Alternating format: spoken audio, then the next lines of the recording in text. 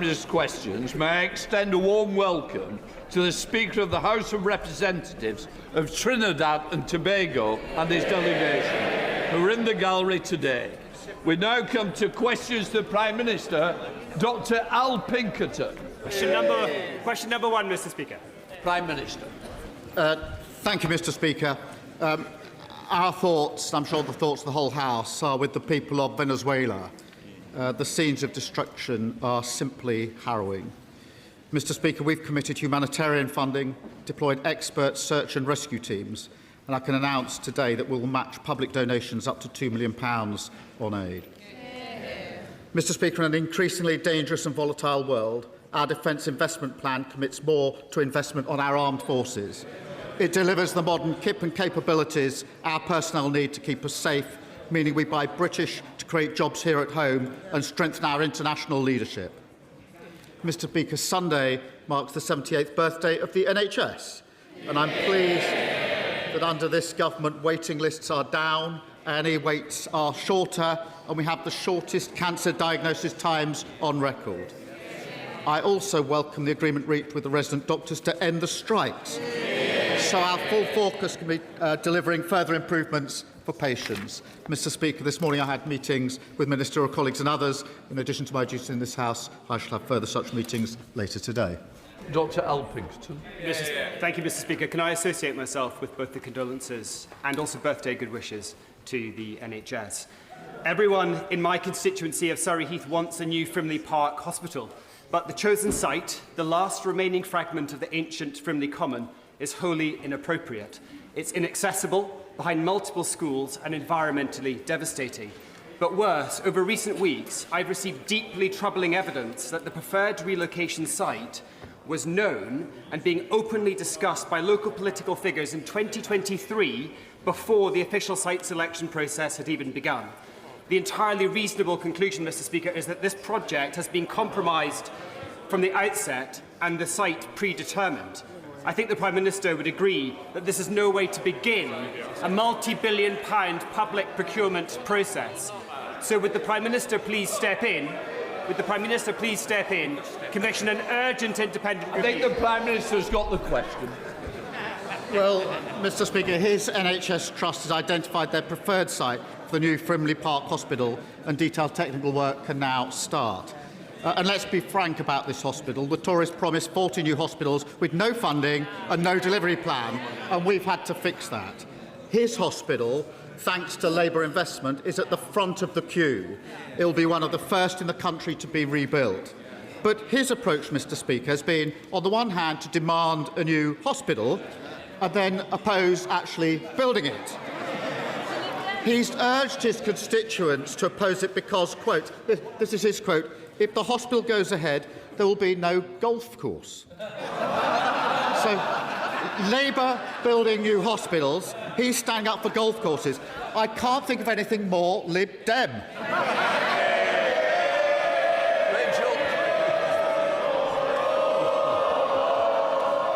Rachel Hopkins. Thank you, Mr. Speaker.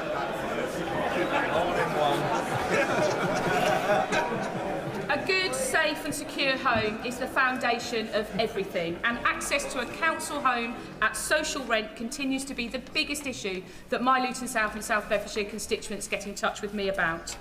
But under this Labour government, in 24-25, councils delivered the highest annual number of social and affordable homes since 1991-92. So does the Prime Minister agree with me that we must build on this achievement and accelerate progress on council house building to ensure we deliver the biggest council housing programme since the post-war era? Prime Minister. Well, Mr. Speaker, I'm proud that this government is delivering the biggest boost to social and affordable housing in a generation.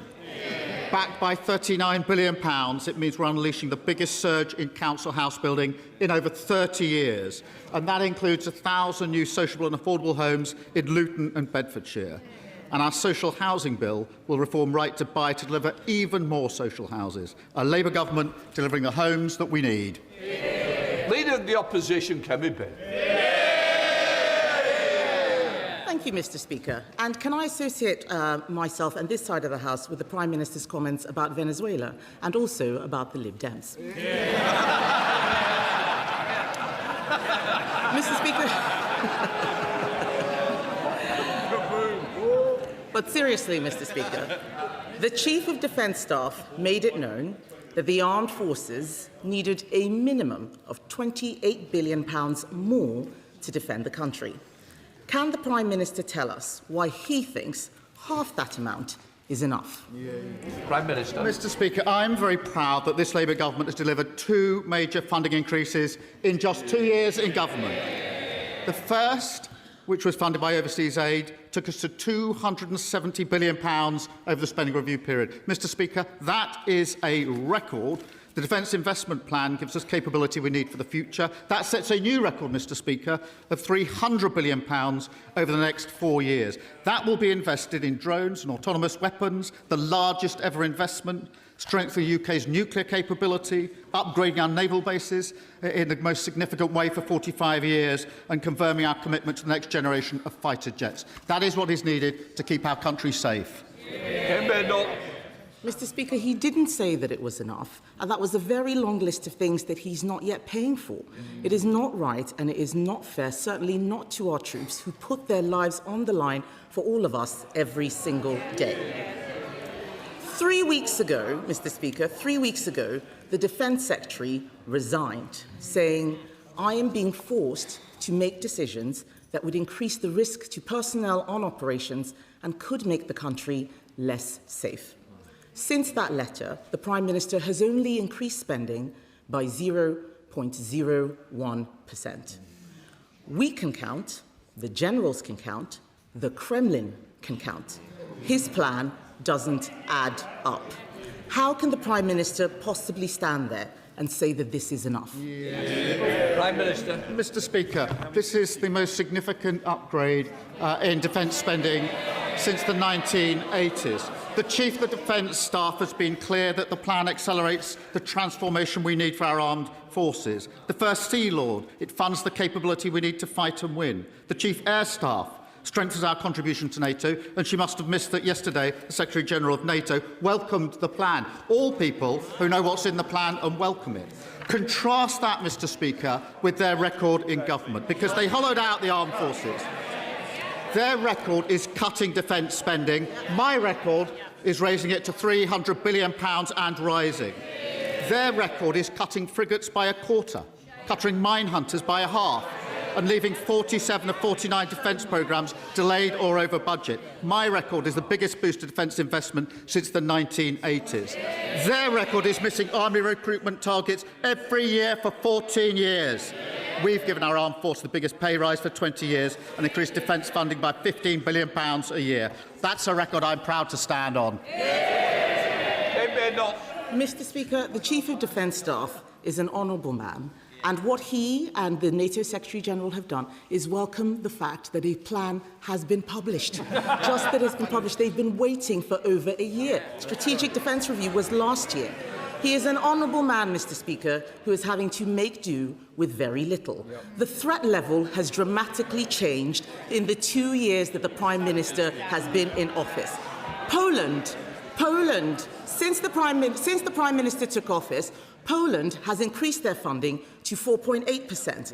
Germany has increased theirs to 3.7%. This year, Russia will spend 10% of GDP on defence. Meanwhile, Britain is spending it all on welfare.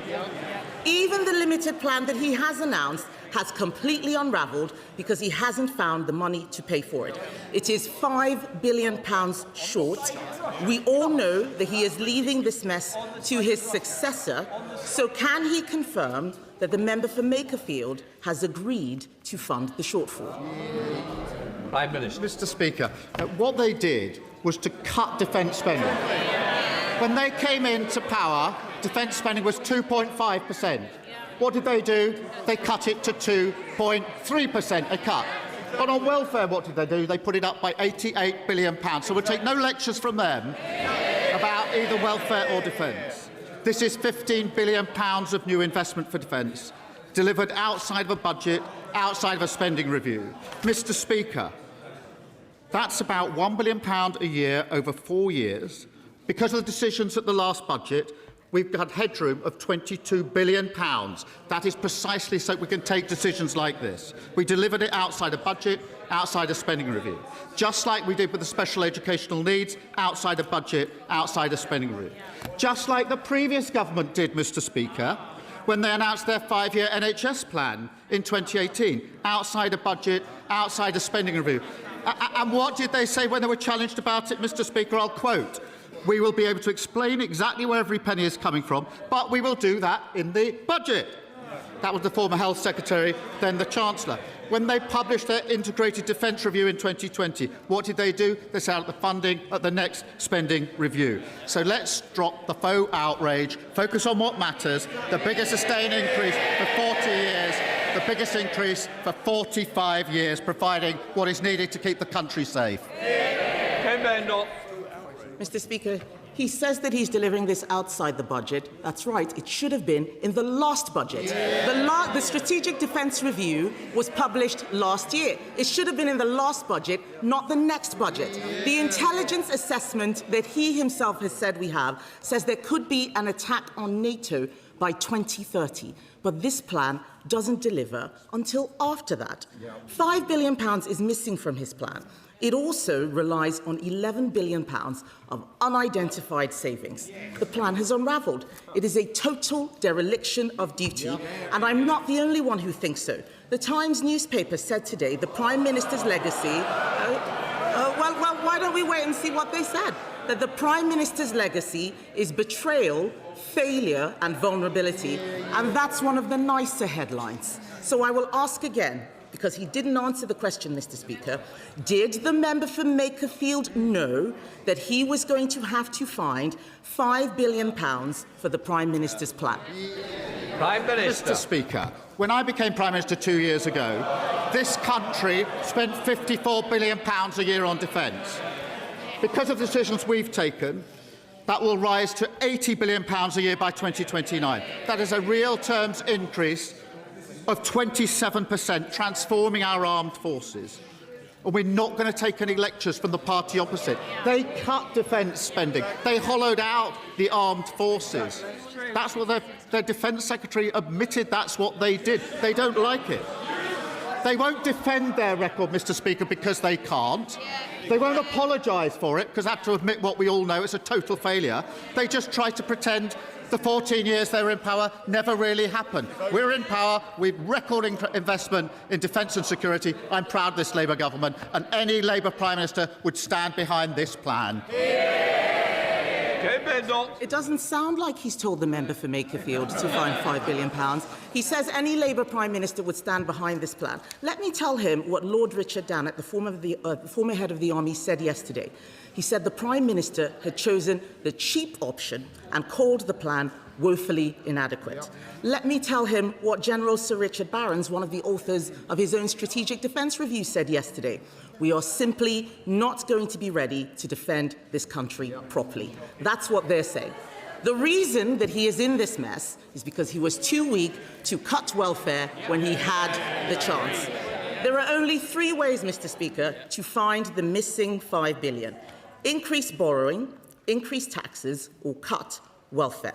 Which one will he recommend to the member for Makerfield? Mr. Speaker, we're talking about £1 billion a year over 4 years. The decisions at the last budget gave us more than £22 billion in headroom, so we can take the decisions that they don't understand this because they crashed the old. We built a headroom of £22 billion.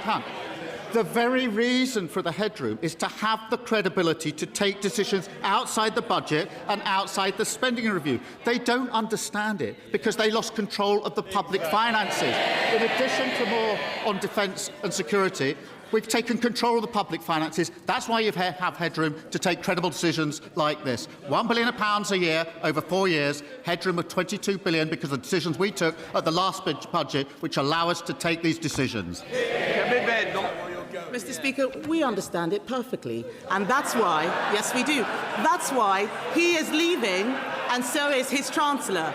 They're laughing and pretending, but if he was doing such a fabulous job, why did he resign? Mr. Speaker, defence of the realm is the first duty of government. Yes. It is the first duty of government. I don't need to read again what General Sir Richard Barrons or Lord Richard Dannett said. Maybe they didn't hear it the first time. They can re-watch the clips. But defence of the realm, Mr. Speaker, is the first duty of government. Britain is facing a moment of danger unlike anything in our lifetimes, unlike anything that we saw even in government. We need a plan to fund our armed forces that meets this moment. They are the government for now, not for 10 years ago. And the fact is, Labour's plan is too weak, it is too little, and it is too late. If his successor doesn't want to be complicit in this failure, he should come out and condemn this plan. The money must be found, Mr. Speaker, and that money should come from cutting welfare, something these Labour MPs will not do. And if the Labour Party cannot defend our country, Mr. Speaker, what is the point of them? It's just all talk. What did they actually do? They cut defence 2.5% down to 2.3% in their 14 long years. And what did on welfare? They put the bill up by £88 billion. So no lectures from them. They failed in the first duty of government. And they won't defend their record, will they? They won't stand here and defend it because they know never do they stand here and defend their record because they can't. 14 years of failure. They don't get up and apologise, which is what they should do, because they would admit what we all know how much they feel. So they just sit there pretending it didn't happen. Well, it did happen. You hollowed out the armed forces. We're correcting you. And I'll tell you what else. When we came into power, public services were on their knees. Today, we've seen the fastest fall in NHS waiting lists for 17 years. When I became Prime Minister, we inherited a broken economy. Today, we're outperforming the other G7 economies. When I became Prime Minister, our international alliances have been shredded. Now other countries are looking to us to lead on defence and security. Foundations of a stronger and fairer country. Britain in a better state than we found it. That's the difference a Labour government makes. Thank you very much, Mr. Speaker. Two of my constituents, Cody and Liam Townend, and another mum from Leeds, Zoe Ward, all lost babies in different tragic circumstances. But they all went to the same funeral director who did not treat their babies' bodies with the dignity, care or respect that they deserved. I will not repeat the shocking details here. The BBC, for their part, published what they could last year. But more shockingly still, the police found nothing actionable in either case because there is no regulation of the funeral industry, and the individual in question is still operating in Leeds today. Given that the Department of Health and Social Care are due to make a decision about changing the law in this area, possibly before he leaves office, will the Prime Minister speak with ministers and officials in that department to ensure that when they consider the question of whether to regulate the funeral industry, their answer is yes? Can I thank him for raising this case and thank him? He's been a committed campaigner on this. I have seen the details of the particular case. He's right not to repeat them in this chamber. They are horrifying. The lack of dignity and compassion is unacceptable, and I simply can't imagine the pain that Cody, Liam and Zoe experienced and are still experiencing. The status quo here is not working for families. And people deserve to know that their loved ones are treated with dignity and compassion. We are going to consider this closely, and I thank him for raising it. I do want stronger standards and oversight. I think that's absolutely needed, particularly in light of appalling cases like this. Sir Ed Davey, Leader of the Liberal Democrats. Thank you, Mr. Speaker. Can I not associate myself with the Prime Minister's comments about my party? But can I associate myself with all his remarks about the earthquake and humanitarian catastrophe in Venezuela? And can I commend the Scottish team and the Scottish fans on the joy they brought to the World Cup? They did the whole of Scotland proud. And can I wish England well against DR Congo later today? But with Rhys James and Gerald Quansah in doubt, I know the Prime Minister isn't the only one struggling for a solid defence plan.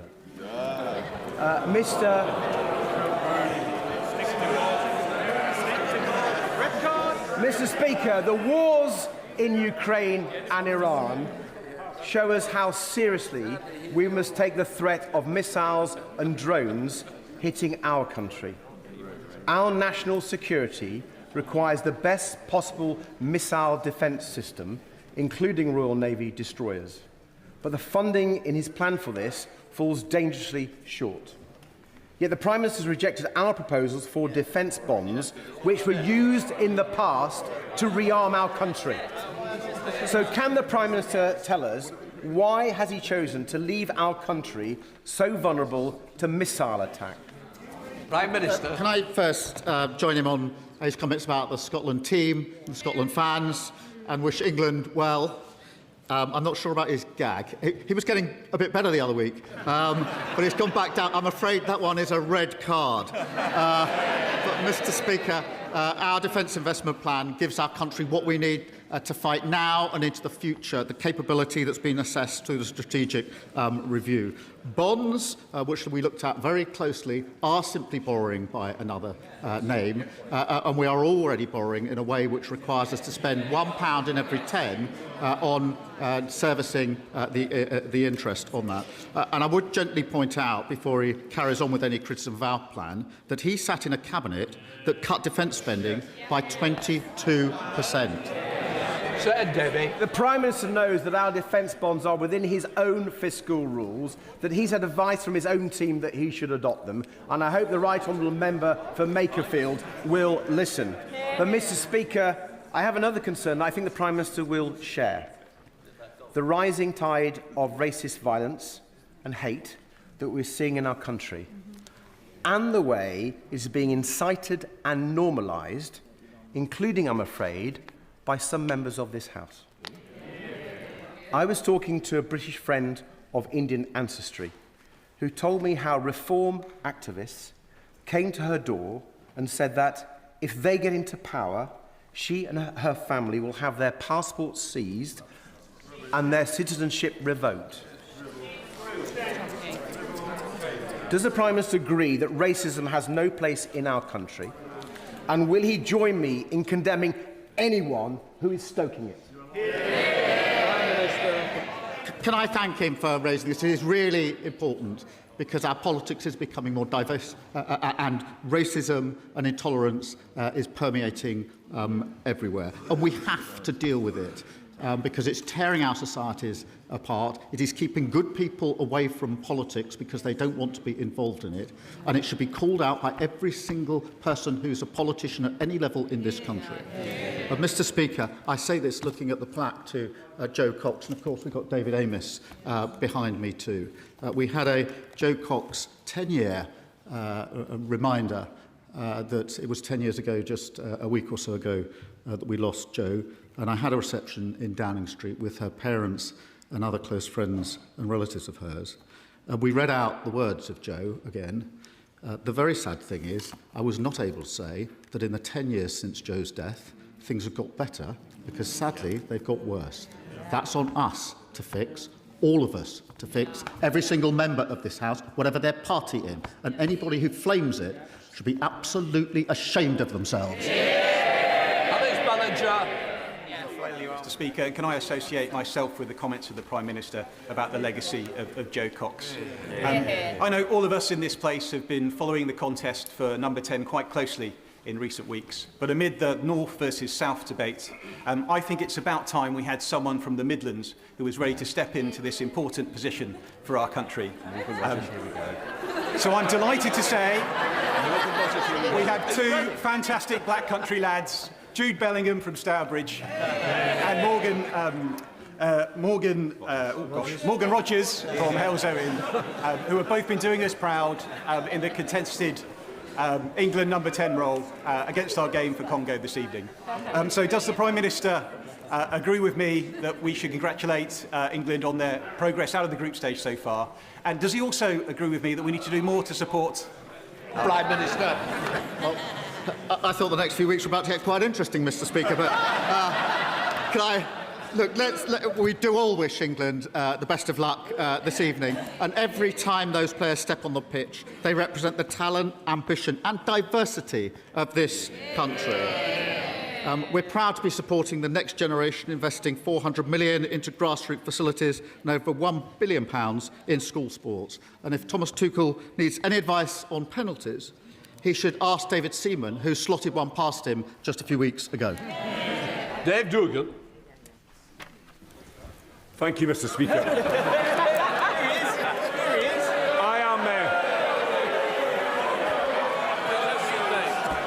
I am gravely concerned.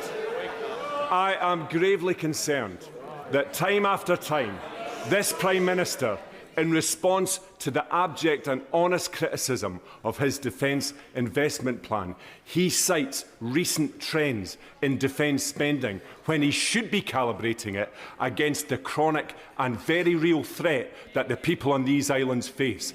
In his limited time left in number 10, will he get a grip of his paper-thin plan? Prime Minister. This is the party that thinks we should give up the nuclear deterrent. And he stands there to talk about defence. So we need no more advice and sanctimonious nonsense from the NSP. Before he or any of them give any more advice to me or this House, let's have some home truths. Their chief executive has just been jailed for 5 years for embezzlement. They're all pretending they didn't know anything about it. They couldn't even see the motorhome parked in the driveway, apparently. And now they're blocking inquiry into the Scottish Parliament. Before they offer any more advice, they should look in the mirror. There's another question, Dave. Thank you, Mr. Speaker. In this increasingly dangerous world, the space domain is critical. So I welcome the £3.2 billion set out for space in the Defence Investment Plan. The plan refers to Skynet 6A, the first military satellite to be designed, manufactured and tested completely in the UK, beginning at Airbus in my constituency of Stevenage and supporting 3,000 jobs across the country. So, does the Prime Minister agree that we must develop both the UK's sovereign capability in space and the British jobs that already power it? Prime Minister. Can I thank him? And our commitment to space in the Defence Investment Plan reflects how we're preparing our armed forces for the conflicts of the future. And when I see apprentices working in our defence industries, I see this investment creating the more opportunities, including those in many of our constituencies, including his. It underlines exactly what our investment delivers, Mr. Speaker. That's 60,000 new jobs, investing in British skills, promoting our brilliant industries abroad and driving growth in the UK. Taylor. Mr. Speaker, on Monday with colleagues I wrote to the Health Minister following the news that women's health and maternity services may be relocated away from St Helier Hospital due to building safety concerns. Yesterday we heard Baroness Amos's review state that poorly maintained buildings affect how safe people feel, how effectively staff can work, and whether care can be delivered in a way that is private, respectful and reliable. It has been reported today that DHSC's capital budget will be cut by more than £500 million over this Parliament to fund the DIP, which puts the new hospital programme timeline in doubt. So, will the Prime Minister arrange for the Health Secretary to visit St Helier Hospital with me to see its condition and hopefully agree to bring forward the build of the new Sutton Sech, build it today, not in 2034, to ensure safe and modern healthcare and maternity facilities for my constituents? Prime Minister. Well, in relation to his hospital, he knows that those decisions are taken at a local level based on expert advice. We are committed to prioritising women's health as we reform the NHS, including through our women's health strategy. In his area alone, we're investing £57 million to transform care. That's money that we provided at the budget.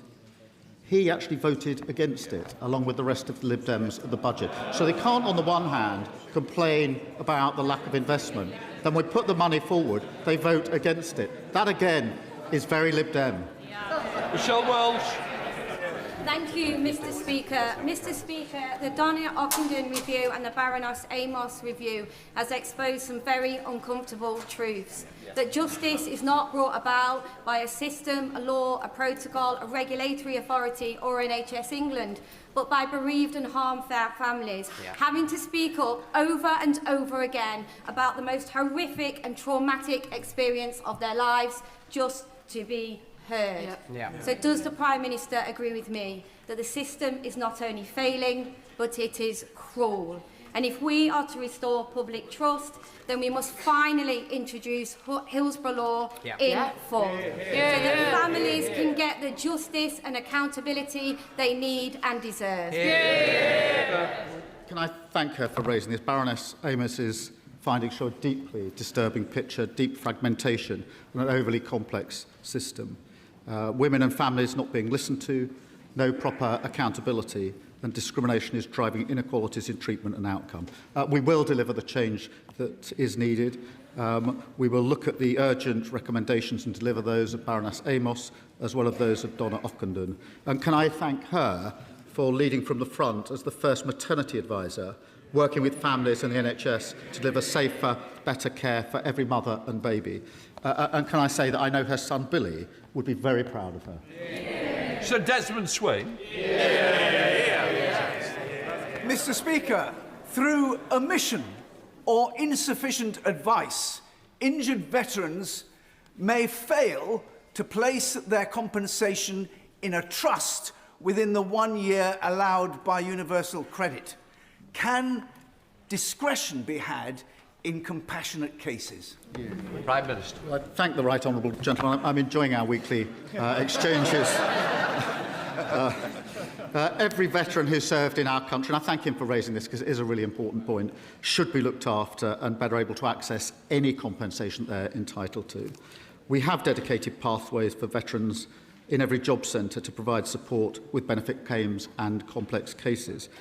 But I can assure him and reassure him that anyone coming forward will get tailored support and we'll seek to resolve any issues swiftly and fairly to see whether we can improve on that. If he's got any specific cases, or other members have, if he could pass, or others pass the details to us, we will look at them. I noticed that BBC reported his question last week, him saying it would almost certainly be his last to me as Prime Minister. A reminder, you shouldn't always believe everything you read in the news. I look forward to seeing him at the same place, same time next week. Catherine West. Mr. Speaker, could I thank the Prime Minister for his calm and authoritative leadership in international affairs, and could I also thank the UK missions abroad who have enormous respect for him. And could I also ask him to put on record his thanks to the security, diplomatic and international aid workforce who work day and night on behalf of the UK abroad. And closer to home, Mr. Speaker, could I also, as a fellow North Londoner, say, despite the heat waves, North London forever, regardless of the weather. Prime Minister. Well, I thank... She's someone who always speaks her mind. I join her in thanking our people. I'm proud that during my tenure we've delivered 5 major trade deals. We've led the coalition of the willing to support Ukraine and strengthened the NATO alliance, built stronger partnerships with the EU and kept us out of the war in Iran. And can I thank her for her contribution that she made as Foreign Office Minister. Joshua Reynolds. Speaker. Yesterday, the Prime Minister visited Maidenhead to announce his new defence investment plan. However, as we now know, he's leading it to his successor to decide how to fund the majority of it. We cannot fund our armed forces without growth, and we cannot get growth in Britain without the red tape that British businesses are having be dismantled, as well as trading closer with our closest neighbours. So will the Prime Minister agree that a new growth and defence partnership with Europe is how we can properly fund our forces, and will he urge his successor to drop Labour's red lines to get it done? Prime Minister. Well, he obviously didn't pay so much attention as he should to what I was saying yesterday in terms of the plan, the capability, the record investment that we're putting in and how we're funding it. I do agree we need to work more closely with the EU on defence and security as well as trade and the economy. That's precisely what we agreed at the EU-UK summit last year, and we've been building on that. And I'm proud to say in the last 2 years, the relationship between the UK and the EU has been transformed into a much better, trusted relationship. It is very important as Prime Minister that I leave the country in better state than I found it, and I do. Sarah Russell. Thank you, Mr. Speaker. Dr. Carly Mellor, an NHS dentist in my constituency, spoke to me recently, and I quote, "Ministers pledged to fix the failed contract we worked to within this Parliament. The Government has begun discussions on a new contract and promised a public consultation on it this summer. A typical dentist delivering NHS care does so at a loss. With every passing month, more practices are reconsidering their future in the NHS, while millions of patients continue to struggle to access care. Reforming the contract is the route to better treatment for my constituents. Please, can we start the consultation without delay? Prime Minister. Can I thank her for raising this? I'm pleased that we've delivered over 1.8 million additional courses of NHS treatment, because no one needing urgent care should be left in pain and waiting for help. Mr Speaker, we've already made early reforms, including embedding urgent care into the contract so people get fast access to NHS care, and delivering the first sustained expansion of dental school places in nearly 20 years to get extra dentists trained. We will consult on a reformed dental contract soon, and I'll make sure that ministers update my honourable friend. Lee Anderson. Thank you, Mr Speaker. In Ashfield, 4 workers, including 2 nurses, were kicked out of their HMO, and Serco put 4 illegal migrants in this HMO. One of these illegal migrants was a Pakistani national. He went on to rape a young girl, a vulnerable young girl, on a park in Ashfield. He's now doing 14 years in prison. This was a monster allowed into this country by this awful government. But if a Prime Minister is really serious about protecting young women and girls, does he agree with me and Reform UK that every single illegal migrant coming to this country should be detained, not allowed to claim asylum and then deported? Prime Minister. Mr Speaker, I'm very proud of the fact that after net migration reached almost 1 million under the party opposite, we brought it down by 82%. On the asylum system, which he references, now asylum decisions are made at record levels, the backlog is down, removals are up 41%, and we're closing asylum hotels. They lost control of our borders. Now small boat crossings are coming down, and we deported 70,000 people with no right to be here. He likes to ask questions. He should be asking some questions of the leader of his party sitting next to him. He received £5 million in crypto from a crypto billionaire, and then privately lobbied the Bank of England on digital currencies. So did their leader carry out lobbying paid? Why did he keep his £5 million gift secret? And are they happy with their leader earning £20,000 an hour flogging gold bullion? They need to ask the questions across their benches, but they never do. Lewis Atkinson. Mr Speaker, too many people are waiting too long for NHS mental health care, with over 6,000 adults waiting up to 2 years. In Sunderland, grassroots organisations like the wonderful Betsy Jenny Cafe are providing support to our community, but they cannot substitute for timely NHS-funded care. So as the government consults on its new mental health strategy, will the Prime Minister agree with me that it must include clear waiting time standards? Prime Minister. Well, I thank him, and we're determined to transform mental health so everyone gets the support they need. Mr Speaker, I'm pleased to say that we've recruited 8,700 extra mental health workers.